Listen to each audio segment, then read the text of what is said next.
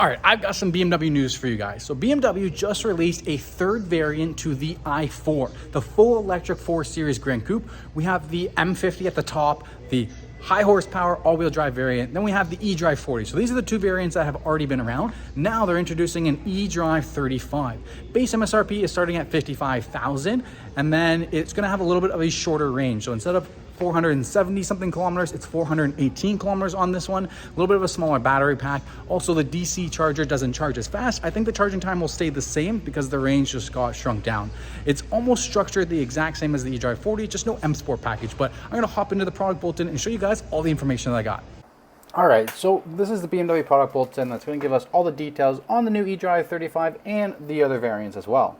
So feel free to pause each slide and go through all the information, and I'm just going to talk about the most important stuff. Like on this slide, the most important thing is that the eDrive35 variant is going to start production in November of 2022 with a rolling retail launch. Basically means that we can deliver them as soon as they get to the dealership.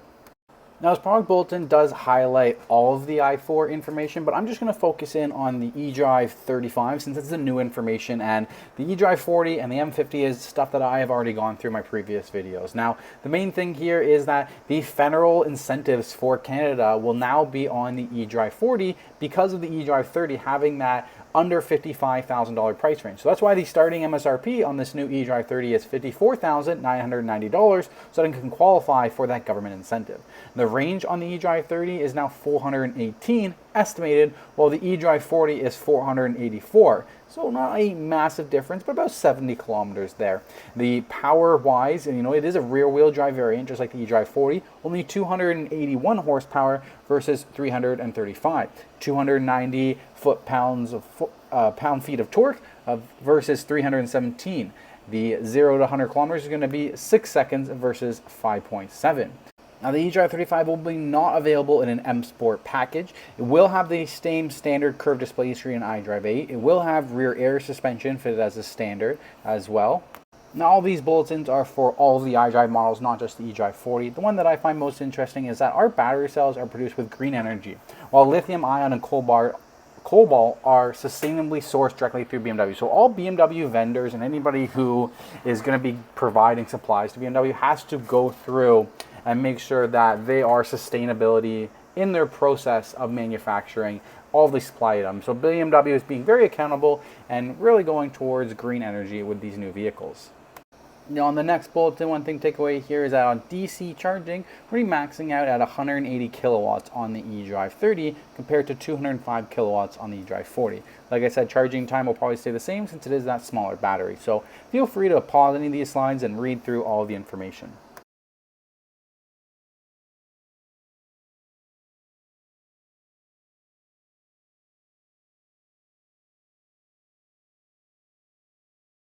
So in the previous slides, BMW kind of talked about the technology. Now we're going to start talking about exterior elements of the vehicle and what different designations look at.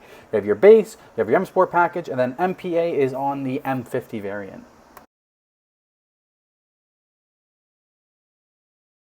Now we'll start getting into some visuals for paint, interior options, and wheel options.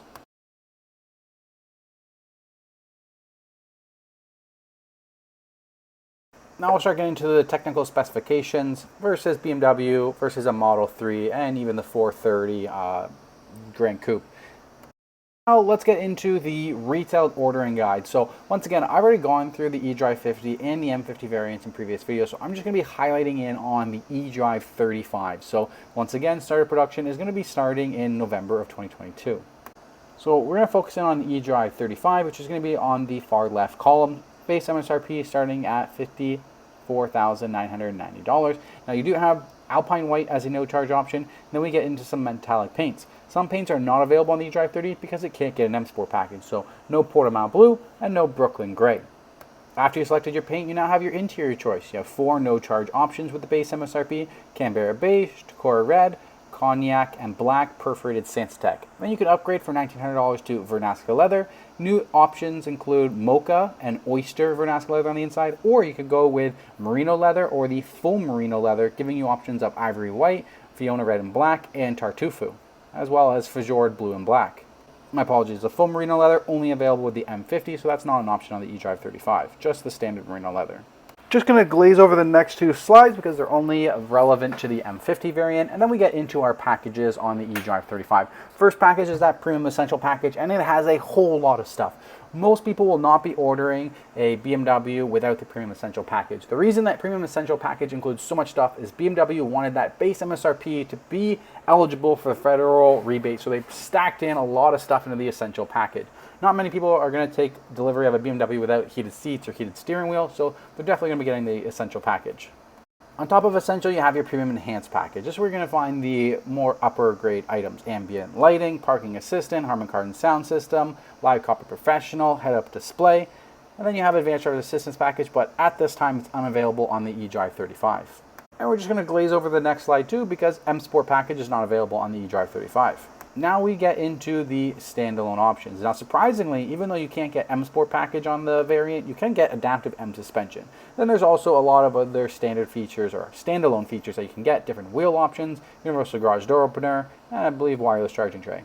Now on the last slide you have different trim options: carbon fiber trim, laser light headlights, high gloss black exterior content, although once again that's only for the M Sport package for those last two items, but you get my point. There's a lot of individual options you can add to your eDrive35. This variant is also eligible for BMW's individual manufacturer paintwork, so you can get a one-off color on there, which is pretty cool. And then we'll just go through all the standard features and then the wheel options. So feel free to pause and just review at any point if you want to review the standard features and the different wheel option photos.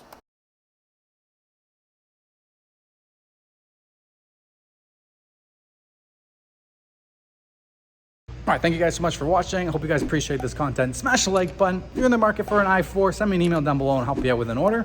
Subscribe to the channel for future BMW news so that you guys stay up to date on everything BMW. Thank you guys so much, and I'll see you next time.